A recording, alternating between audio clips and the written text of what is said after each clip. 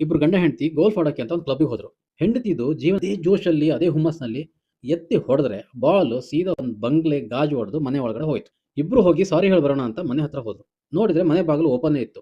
ಒಳಗಡೆ ಬಗ್ ನೋಡಿದ್ರೆ ಒಬ್ಬ ಕೈಯಲ್ಲಿ ಬಾಲ್ ಹಿಡ್ಕೊಂಡು ತಲೆ ಹಿಡ್ಕೊಂಡು ಕೂತ್ಕೊಂಡಿದ್ರು. ಇವ್ರನ್ನ ನೋಡ್ತಿದ್ದಂಗೆನೆ, ಓಹ್ ನೀವೇನಾ ನಾನು ವಿಂಡೋ ಗ್ಲಾಸ್ ಹೊಡೆದಿದ್ದು ಅಂತ ಕೇಳಿದ್ರು.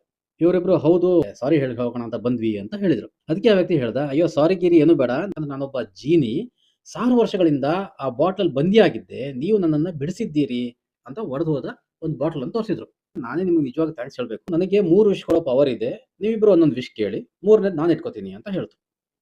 ಗಂಡ ಇಮಿಡಿಯೇಟ್ ಆಗಿ ನಾನು ಜೀವಂತ ಇರೋವರೆಗೂ ಪ್ರತಿ ವರ್ಷ 100 ಕೋಟಿ ರೂಪಾಯಿ ನನಗೆ ಬರ್ತಾ ಇರಬೇಕು ಅಂತ ಹೇಳ್ದ. ಜೀನಿ ಓಕೆ ಡನ್ ಅಂತ ಹೇಳ್ತು. ಆಮೇಲೆ ಹೆಂಡತಿನ ನೋಡಿ ಜೀನಿ ಕೇಳ್ತು, ಓಕೆ ಸ್ವೀಟ್ ಲೇಡಿ, ನಿಮ್ಮ ವಿಶ್ ಕೂಡ ಹೇಳಿ ಅಂತ. ಹೆಂಡತಿ ಅದಕ್ಕೆ ಹೇಳಿದ್ರು, ನನಗೆ ಜಗತ್ತಿನ ಎಲ್ಲಾ ದೇಶಗಳಲ್ಲಿ ಒಂದೊಂದು ಈ ಥರದ ಬಂಗ್ಲೆ ಬೇಕು ಅಂತ ಹೇಳಿದ್ಲು. ಜೀನಿ ಹೇಳ್ತು, ಓಕೆ ಆಯ್ತು ಅಂತ ತಿಳ್ಕೊಳ್ಳಿ ಅಂತ. ನಂತರ ಇಬ್ರು ಜೀನಿ ನೋಡ್ಕೊಂಡು ಕೇಳಿದ್ರು, ಮತ್ತೆ ನಿಮಗೇನು ಬೇಕು, ನಿಮ್ಮ ವಿಷಯ ಏನು ಅಂತ ಕೇಳಿದ್ರು. ಅದಕ್ಕೆ ಜೀನಿ ಫುಲ್ ಸ್ಯಾಡ್ ಆಗಿ ಹೇಳ್ತು, 1000 ವರ್ಷಗಳಿಂದ ನಾನು ಆ ಬಾಟ್ಲಲ್ಲಿದ್ದೆ, ಯಾವುದೇ ಹೆಣ್ಣಿನ ಸುಖ ಸಿಕ್ಕಿಲ್ಲ, ಈಗ ನಿನ್ನ ಹೆಂಡತಿ ನೋಡ್ತಿದ್ದಂಗೆನೆ ನನಗೆ ಜೊತೆ ಮಲಗಿ ಸುಖ ಪಡ್ಬೇಕಂತ ಆಸೆ ಆಗ್ತಾ ಇದೆ, ಇದೇ ನನ್ನ ವಿಷಯ ಅಂತ ಹೇಳ್ಬಿಟ್ರು.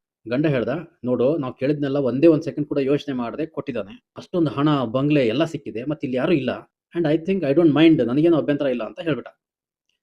ಹೆಂಡತಿ ಮನಸ್ಸಿಲ್ಲದೆ ಇದ್ರು ಒಪ್ಕೊಂಡು ಜಿನಿ ಜೊತೆ ಬೆಡ್ರೂಮ್ಗೆ ಹೋದ್ಲು.